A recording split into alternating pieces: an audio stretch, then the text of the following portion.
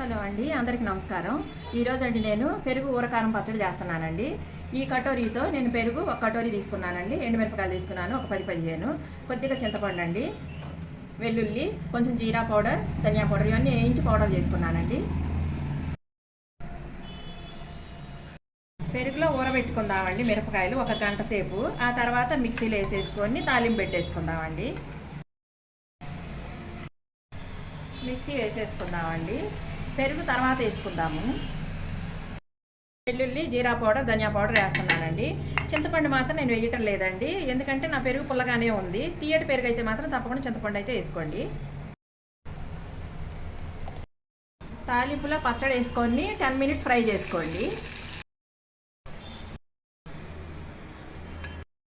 రైస్లోకి ఏ టిఫిన్లోకి అయినా కూడా బాగుంటుందండి. మీకు నచ్చితే మాత్రం లైక్ చేయండి, షేర్ చేయండి, సబ్స్క్రైబ్ చేయడం మాత్రం మర్చిపోకండి. మరొక వీడియోతో